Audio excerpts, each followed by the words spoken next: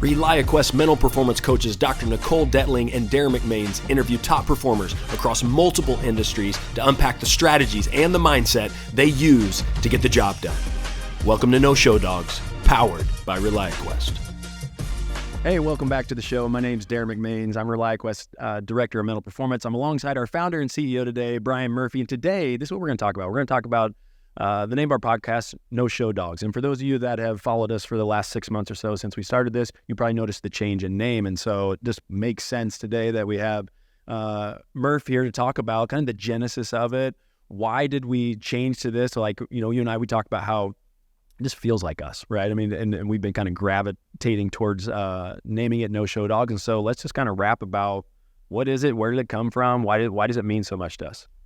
Yeah, well, one, good to be with you, D-Mac, and I agree. I think we kind of felt like this was more us. It's a term we use internally. It's a term that has a response action to it. Like it's more of a call to refocus as an organization where it's kind of an attitude around here that everybody's good at what they do. Put your head down and work. Who cares? Like let's not talk about it. Let's do it. Execute for the customer. And for us, it's all about executing with humility, like being willing to do the things that other people aren't willing to do.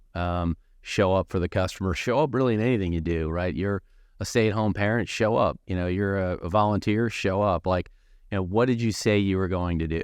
And are you willing to do whatever it takes to do those things? Regardless of trying something that may be uncomfortable or, feeling embarrassed or making a mistake or, being publicly humiliated. And I think, highlighting times where people don't look the best but have to persevere through it are the way we all really learn, and you understand that's okay, and that's just part of it. Yeah. When I think about No Show Dogs too, it's and you mentioned it, it's like it's not going to look good a lot of times, right? Especially if you're trying to do something really hard, right? Whether in sport, business, at home, you're trying something new with your kids, whatever it may be. Like the fact that you're trying to do something challenging outside of your comfort zone already tells you that you are not going to look good doing it because you're probably doing something for the first time or the second time or whatever it may be. And so I love the humility behind it, right? It's like, that's what I really love because there's a depth to it. Like when I really think about like No Show Dogs, like what does that really mean? It's like, and you mentioned it too, right? It's not about talking about it. It's about doing it. It's about being about it, and it's just willing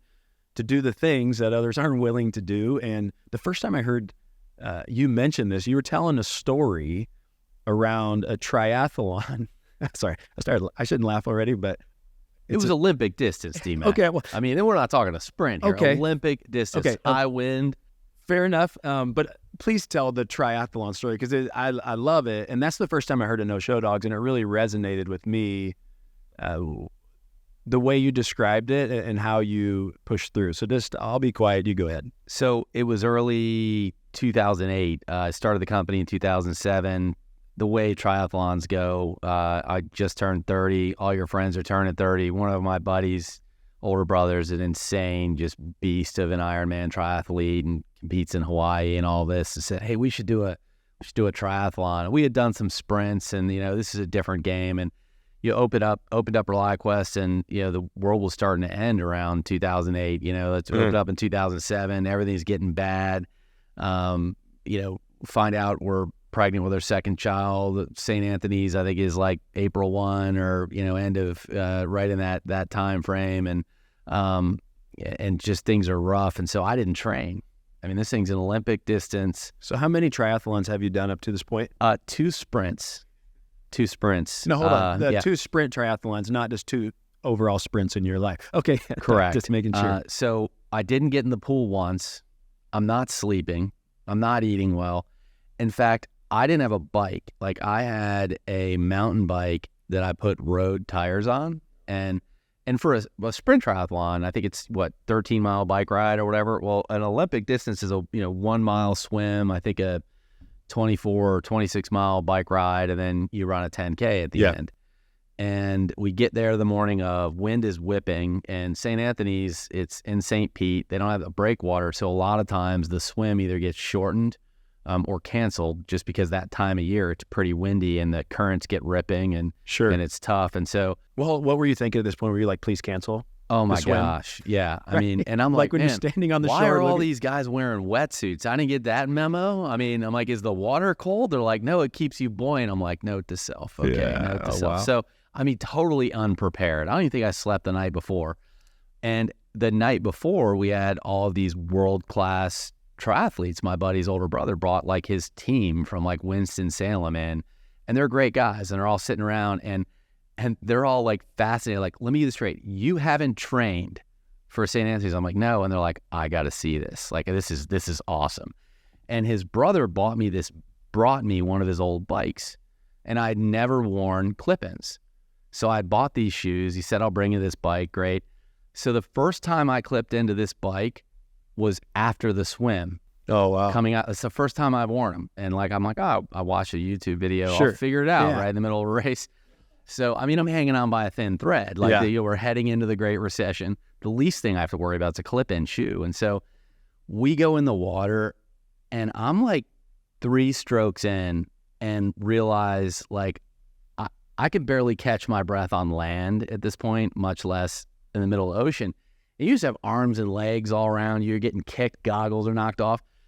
So I flash forward a little bit, and right after our heat went out, my age group, they shortened the track because of safety. Like, so they brought the ropes in. Murphy's Law, right? Yeah, that'd been Fair. 10 minutes more, I would have been better. But I find myself, they have these 3 buoys. You swim out the one, over to the other, and then back to the third, and that's your 1 mile. And I swim out of the one. I'm holding on to the buoy. And Like hugging it almost? like just on the edge. Oh, okay. It's a triangle. You know, Okay, all right, I it was an embracing I'm trying to grip. get a good picture. It's an embracing grip. It's kind of a hug pull, so I get my head up a little bit. And I'm having this conversation with myself, and I'm like, I can't do this. And this guy comes over. They have like kayaks out there, and he's like, hey, bro, like, I can't, they're not letting me stay out here much longer. Like, if you don't let me pull you out, the Coast Guard's right out there, and they'll come get you. They have a little boat. And I'm like, dude, I got to quit. Like, I can't. You can't do this. You're 1/3 in, and you're hugging a buoy in the middle of the ocean while all these heats are just going by you. And so I started to think, I'm like, well, what's this going to look like? I'm going to go home. You know, we had a small team at that point. There's like 8 people. They're all coming over to the house for a barbecue afterwards. Like, what's that barbecue going to look like, right? Meanwhile, like, clock's ticking. People do this as a race, right? I'm having this full-on conversation with myself as a safety guy is like, bro, quit. Yeah. And so and I'm like, you know, how am I going to, my dad's going to find out about this, and how my wife's going to look at me a different way. And I'm like, you know what? Here's what I'm going to do. I'm just going to keep swimming as I think about this and decide if I want to quit. I'm going to go out with a bang. Like, if I'm quitting, the Coast Guard's coming to get me. Like, I'm not going out on a canoe. I want the big boat. Like, I want a helicopter. Sure. I want ladders. I love that. Yeah. All that stuff. So I get to where I'm like kind of the middle, almost to the next buoy. And when I say swim, let's just, it's a float kick. I'm on my back. There's a dog paddle in there. There's some side lunges going on there. I could picture it. I wish I had a video recording of this, because it would be like a how not to. Sure. Right? Yeah. But I get to the second buoy, and now I'm like, dude, I don't need no stinking Coast Guard. Like, I got this, man. Yeah. A few more backstrokes, and I'm Sure. in. And so I came out of the water. I forget the time, but I came out of the water, and you have these transition times. And if you ever see X-Men 1, where that senator walks out of the water and he's like melting, that's what I look like. Okay. So I was breathing so hard. And so it was like, another movie reference would be like Old School, when Will Ferrell gets shot with a dart and he's like talking and walking towards the pool. That's what I look and feel like. I see my young daughter, my wife right there. My wife's looking like, throw the towel. Throw the towel. It's okay. And so I get to the station where you're supposed to like get out of there as quick as possible. Oh man, if I had a little one of those sterno ovens, I would have made myself like a little breakfast. Sure. I took my time. I'm waving to people. Got a little Gatorade. I'm alive, right? Like, I made it. I finished the swim. Put my shoes on.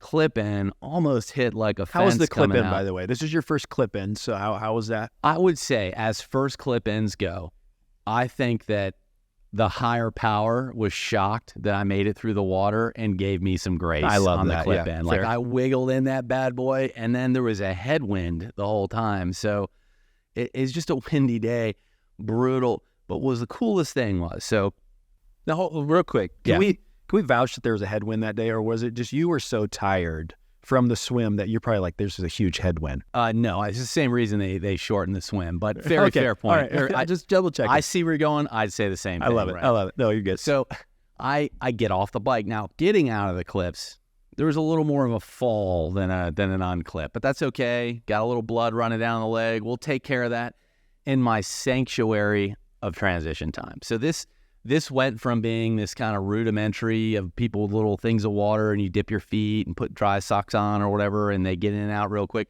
To me, it was like an Airbnb and I was staying there at the beach. It was like a little nail spa, right? Sure. I had all the things set up and I was going to take my time, get my running shoes on, start running. I'm dying. Like now I got to run 6.2 miles, but I'm like, dude, I didn't drown. I survived the bike and the cliffs. Yeah. And now I'm like, I'm so far getting lapped that they have this Clydesdale division, which I probably should have been in at my weight. And they've caught me at this point, right? So pretty soon, like they're going to call the race. I feel like in my head, I'm like, you got to finish. I'm kidding. I wasn't that bad, but I'm kind of trotting, I would call it, we're a solid 11-minute mile, right? We're a lot of people. I mean, I see people in my neighborhood walking faster than that. So, fair. But the coolest thing was what a community that triathlete community is, because the whole time, like people like not really in the water, you can't hear, but on the bike, they're like, you got it, go, go, go. And then on the run, like people would be blazing by me by this time. And they're like, dude, you got this. Or somebody like, dude, run with me. But what's the coolest thing, I came around the bend. We have like a mile left, and 5 of those guys from that triathlon team from Winston-Salem they've been done for like an hour. You know what I mean? Sure. Like by the time I got out of the water, they'd already done the bike and the run. And they're all waiting there still and just ran on the side with me, like cheering me on. But the funniest thing was, and you just tell it gets in your head and you're proud of yourself. Now, I look like a fool here, right? I started in the 30-year-old age bracket, right? And I'm finishing so many heats back, and I look like somebody beat me with a stick. I mean, you're red, just sweating, it's like Rocky after Rocky IV, just not a good look. And so we come down the home stretch, and I'm side by side with this guy, and I'm like, I'm not going to let him beat me. I love it. Yeah. I went into a sprint-like formation as much as I could. And the announcer was just kind of, by that point, they kind of get excited when they announce a finisher much earlier than I was. So he's just like, and John Smith coming across number 33, and, Susan, and then he's like, and number 497 making a kick for the end of the race. It went right through the thing. But I'll tell you what, man, that barbecue tasted good. That was... And it was, it was great. But what it came to is, I didn't know how to quit, right? I didn't know how to quit. The pain of having to deal with myself, knowing that I didn't do it, knowing that I didn't finish, was way more than like, I'm embarrassed because the guy in the kayak is like laughing at me, like, why did you register for this race? Sure. And I agreed with him. Like he was right. He was right. And then I did it the next year. So. Did you train for the next year? A little bit more. All I right. actually finished a mile in the YMCA pool, a technical mile. Good. I don't know if I measured that correctly. Yeah. I did better-ish. But, that was 2009. So and then Renee's like, hey, I appreciate that you can will yourself to win or will yourself to finish anything, but I'm no longer supportive of you putting yourself at risk because you're too much of a moron to not train. And I think she's right. Sure. Yeah. No, that's such a great story. And to me, it highlights this idea around no-show dogs, right? Where it's like we mentioned at the very beginning, where it might not look pretty. It might not look good. In fact, it might look terrible, right? But I'm going to do what I said I was going to do. Like, I'm willing to go through the muck. I'm willing to push myself when even the guy on the kayak is telling me and laughing at me like, hey, what are you doing here? You're going to die, and I think that happens in life a lot, right? And it shows up in different places. And I think it's those people that are willing to, I love how you mentioned that the pain of quitting is far more difficult to deal with than the pain of finishing, right? And so it's like, I'm going to choose this pain right now to finish because that's what I said I was going to do. And that's the standard I set for myself. And I don't know how I'm going to look at my friends when I get to the barbecue. I don't know how I'm going to look at my wife when I get out of the water, right? If I make it, right? It's like, I don't know how I'm going to do that. And since I don't know how I'm going to do that, I'm going to choose to endure the pain right now in this moment, right? And it kind of goes back to that famous saying that I'm sure people have seen, where it's like, you can choose the pain of discipline or the pain of regret, right? Pain of discipline is in the moment, right? Pain of regret tends to be, well, you're choosing something in the future. It feels good now because you don't have to do it. But guess what? You're going to regret that later, and then you can't get that back. And so, 100%. yeah. And I think, anybody you talk to has a story, a moment. It may not even be their story. It could be something they watched a loved one go through, or in a situation they're in where they had to make that choice. Yeah. Do I want to look good in this moment? Like, do I want the perception of me to be good? Do I, am I willing to kind of have that humiliation of failure, knowing it's what I want or knowing it's the right thing to do? Or do I want to be good? Because if my version is, I want to get from here to here. So for me, that triathlon, and I didn't realize it at the time, was that moment. It was the physical manifestation of my entrepreneurial journey to that moment. Like, I was thinking at that time, I had everybody around me telling me to quit. You're in the middle of a great recession. Everything's melting down around you. Bear Stearns is falling. Things that just never happened. As this, they were thinking it was going to be worse than the Great Depression at that point. And everyone's telling me, it's okay. It's okay. Just quit, man. You can try something another time, go back, get a job. It's okay, right? Yeah. And so I almost felt like coming out of that triathlon, like, I didn't quit that. I don't have to quit this, right? And I think that that's what, to me, no show dogs or we're willing to do the things that other people aren't willing to do, or you believe so much, and you say this a lot, DMAC, that you want a strong self-belief, but you want to have enough self-doubt in the thing that you're in that makes you work harder to get to where you want to go. And I just felt like that was a physical, athletic experience that really paralleled what I was going through from an entrepreneurship journey at the time. And had I not gone through that and fought through that, like, sometimes you got to know you can push yourself to the very limits of your capability and allow that to give you confidence. That's what I love, the guests that we bring on and the conversations you have, because there's such a parallel in sport, in business, military, volunteers. When you sell out to something and you commit to it, there will be a moment where you have to make that decision. Like, hey, I might make a fool of myself going for this right now. So what do you want to do? Do you want to look good, or do you want to be that thing that you told everybody you wanted to be? And I just never wanted to go back and have to tell the people that cared about me the most, all that stuff I said I was going to do, I'm going to press pause. I'm not going to do it right now because it's really hard. Right? Yeah. And would I ever have credibility with them again? I don't know. Yeah. No, I think it's all something that we all have to wrestle with, right? And I love just the idea around, like, character, mental strength, mental toughness, whatever you want to call it, but it's like, that's forged at the edge of our breaking points. Like, you're not going to forge new muscle unless you ever push it to where you're getting those micro tears, right? You're in the weight room or whatever it might be. And it's like, character strength is the same thing, right? If you don't push yourself to your breaking point, how can you ever forge a new, stronger identity going forward? Can't be done. And so that's why you got to have a mindset, right? And an approach where you go, I know this is not going to look good, and that's okay, because it's kind of like maxing out in the weight room. I think about, I don't know about you, but like, I remember, those days where you're lifting weights and you're trying to max out and you're stuck, right? Yeah. You're like, I need help, right? I need the people on the side of me, like, encouraging me, like, pick this thing up before I die, right? Yeah. Because it's like, I can't do anymore, but I'm willing to get to that point of, like, this is it. I push myself as far as I can go. And that's where you build strength, physical strength, mental strength, same way, character strength, same way, fortitude, same way, grit, determine, all that is built at the edge of your breaking points, but you got to be willing to have the humility to step into that space and be willing to potentially fail, right? Because if all you ever do is stay in your comfort zone, then how can you ever grow yourself and again, grow your character and grow your mindset? Like, can't be done. Totally agree. And it's supposed to be hard. It's supposed to be, It's supposed to be difficult. Yeah. And I always think back, one of the guys that was in from Winston-Salem on that team were sitting around the barbecue. He's like, hey, man, I got to give it to you.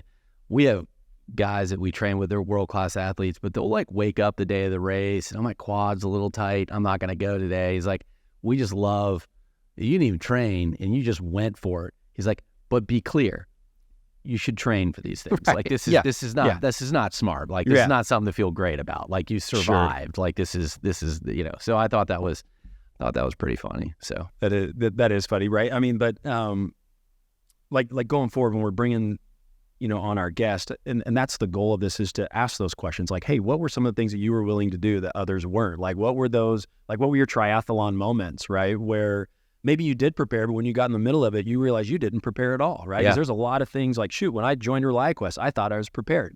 It took me about 3 days to realize I was not at all, right? And it's like, somebody asked me the question the other day, said, when was the last time you did something so difficult that it brought you to tears? And I was like, joining ReliaQuest. Like, I literally remember like crying once a month, right? Like just talking with my wife, like, I don't know if I can do this. Like, this is a whole new world. It's like literally moving to another country. Everyone's speaking language. I have no idea what they're talking about. Murph's asking me questions. Feel like I should have an answer, but I don't know what he's talking about. He tells me, trust yourself.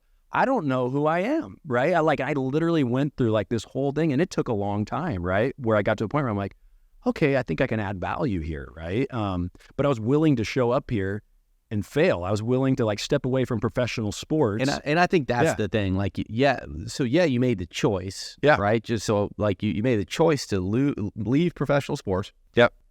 Where you could have stayed and continue to work, but you could and dominate. It was like breathing, honestly. Right. Yeah. It was like, knew it, right? Yep. Mm-hmm. And not only just show up, but 3 days after you realized, oh man, this is different. You're talking to Bird. You're talking like there's two reactions to that. Like some people would come back in, turtle up, use the excuse that they're new to not really lean in, not put themselves out there. So because in your mind you're like, gosh, what if I say something that's stupid, right? But what I appreciate about that time is you just dove right in, right? I remember telling you, DMAC, if you treat me like the CEO, we're never going to be as good as we're capable of being. And you dove in. I got to imagine there had to be a ton of fear there. Like, is what I'm about to say stupid? Yeah. Right? Pretty routine every day. And it had to be shocking to you that in the room, a lot of us like, man, that was pretty good, DMAC. That was all right. Yeah. Right. I'm going to write that down, right? Like, so it took courage to jump. Yeah. But it took courage to swim once you got in the tank. Yeah, right? no doubt. You could have hid in the corners. Like, I see that a lot of times. We'll hire people like, I'm just really soaking things up here, right? And they're waiting for like a podium moment when like there's a win and they get to go stand on the podium as part of the win and I was on the team. And then they're afraid to engage when the team needs you, right? And I think it takes grit, humility, and the willingness to, it's no show dogs, the willingness to do the things, right? And if I look foolish, great. But I'm gonna feel foolish if I turtle up and sit in the corner. For sure. I'd rather look foolish, given everything I have to something I committed to and something I believe in, than feel foolish, knowing I'm the one that's got to live with myself and knowing that I didn't go all in. And I think that's the separator. Yeah, for sure. And I don't know if you can teach that. No. I don't know if you can. You can encourage it. 100%. Yeah. And I think that's the key there is to, and that's a lot of the reason behind this podcast is like, hey, we want to share stories 100%. of people just that I would say are the average human being, but with the above average mindset, right? And above average determination. But it's like this, they're willing to make the daily choice. And I think that's it. It's not just commitment, it's like recommitment, right? And it's every day, because it's like, mindset shows up every day and you're going to have a choice between, are you going to do the comfortable thing or you're going to do the hard thing, right? And it's like every day you have that choice, right? To step beyond your comfort zone and cultivate that character that you want to cultivate, right? And that's what we want to highlight here when we bring on guests, is like people that have continually made those choices and share those examples, like those tangible examples, like, hey, this is what I did. This is how I failed. This is how I pushed myself beyond where I thought I could get to, right? We had Josh Lifrak on here a while ago, who's with the Chicago Cubs. One thing he said that I loved, he talked about, professional athletes specifically that he was working with the Chicago Cubs. One thing that they talked about a lot was, hey, don't come in here and try to be cool first. Come in here and try to be good, because that's ultimately what's cool. Yeah. Right. Yeah. Being good at your job, being good at what you do, hustling, doing the things that no one else is willing to do, like that's cool. Yep. Right. And so, and I think we see this a lot, right? Sometimes it's like, I want to try to look good first, and then the coolest thing you can ever do, the thing that looks the best, is you just being at your best every day and be willing to do the things. Yeah, I love it. And you see it show up in different ways. Like, I love the graduate school question. Like, I say this all the time, like, somebody's getting their MBA, they'll ask you that, how do you feel the social economic impact of the headwinds of the market? Like something they heard on CNBC, instead of, hey, you just used a term and I have no idea what it means. What does that mean? Like, and that's a no show dog moment where they're like, I didn't know. We have a young up and coming leader here at ReliaQuest that I always appreciate. We started inviting him in these extended owners meetings, and he's writing everything down, but he'll stop the meeting because he's like, hey, a finance team will be talking, or sales team, and he's on our technical team, and he'll say, hey, I don't know what that means. What is that going to mean? And when I look around the room, half of the room are writing down what that term means. So he's leveling up the room because he's willing to put himself out there. And he's probably thinking, I know I'm going to sound stupid when I ask this question. Right. But half the room doesn't know what and I think that there's a lot to that, right? Yeah. That's the no-show dog mentality, right? That we're 100%. talking about, is just like, if you don't know, ask, right? I mean, It seems so simple, but as we say here all the time, like, it's simple. It's just not easy. Yeah. Right. It's funny. I heard a guy talking the other day, and he said it this way. And he said like this: it's not complicated. It's just hard. Yeah. And I was like, hey, that's the exact same thing we say, but just a little different, right? Exactly. It just hit a little different, right? But it's so true. And I think about a lot of the things that we've learned along the way up in the last 6 months, and that we'll continue to learn going forward, is that a lot of the things that people are willing to do that have allowed them to have success in their life are simple. They're just not easy. And they're not easy, Yeah. right? Right. They're Right. not complicated. They're just hard, right? But the cool thing is you can do hard things. Yeah. Well, You can do hard things. We were talking about this before we started filming today, and I talk about it too much now. I have golf clubs all in my office, but I took up golf, right? Parker, 14 years old, loves golf, took up golf. You want to spend 4 hours with me, I'm all in. So, but when I go all in, I'm all in. 100%. Yeah. I started off I've learned as that about really, you. I never played golf really. I've once a year, basically my whole life, right? I had a set of clubs. They collected dust. I had to go play one time. That was it. So I decided I'm going to get into it.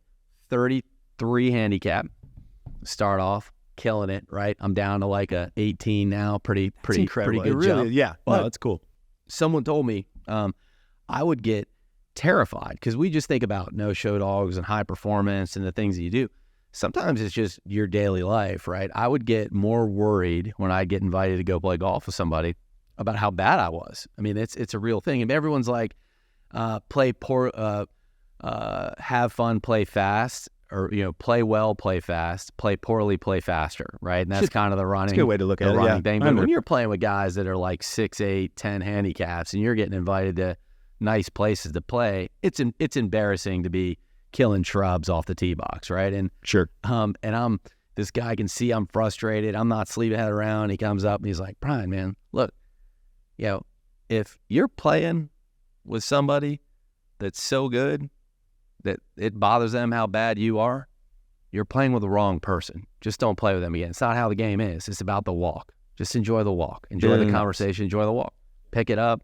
Don't care. He's like, I'm too worried about my own golf problems and my own golf game to worry about yours. Nobody cares. And so I think that's a lot of times when we have this fear of being embarrassed or this fear of putting ourselves out there, it's all in our head. Sure. Because everyone else is just appreciating that you're doing it, appreciating that if you're the speaker, you're appreciating somebody asked the question. 100%. If you're a teammate, you appreciate somebody went all out and they may have missed the tackle, they may have missed the play, but they threw themselves out there to do whatever it took. It's the effort that we recognize, and I think, to me, to hear continual stories of that just reiterates the fact that go all in, like play wide open in everything that you do. Whatever you say you're going to do, go max effort, right? And just get after it. And these are those kind of, get after it. Well, what does that mean? Well, it means finish the swim when you don't think you can, right? It means, have an opinion when you're coming from a sports organization. You have no idea what annual recurring revenue is, right? And, yeah. But if you know that symptom of the behavior, and then you brought it together like this, it's kind of the same thing. Yeah. It's not that different. It's kind of the same thing because it's just people. And Totally. once we get over our perceived fear of something and you think differently about the things that come to you, we can win. 100%, man. I appreciate this so much. Thanks so much for just one, being willing to finish the swim, right? Because we couldn't even have this conversation if you weren't. If you didn't finish the swim. Look, I was heavy at the time. The crane it would have taken to get me out of that water. I mean, there's no way that canoe was a 2-seater, that kayak was a 2-seater either. I'm like, how embarrassing is this going to be? Might have been What worse. am I hanging out on the front? Are you dragging me by the paddle? Like, what's this look like? Yeah. Or I sink him, and now we both have to hold on to the buoy. Could you imagine that? I can't involve him in that. Oh, I love it, man. I love it. Thanks so much for just, the sharing the genesis behind it, and, what No Show Dogs truly means, and the heartbeat behind it. And just look forward to continuing this going forward, learning more from you, learning more from just world-class performers just across multiple industries, and kind of what were those things? What were those triathlon moments, or what were those times that they stepped out at the edge and beyond of their breaking points to see how far they can truly go, and learn from them going forward. So Murph, as always, thanks. And to you all listening and watching, make it a great day. Appreciate it, D-Mac. Yeah.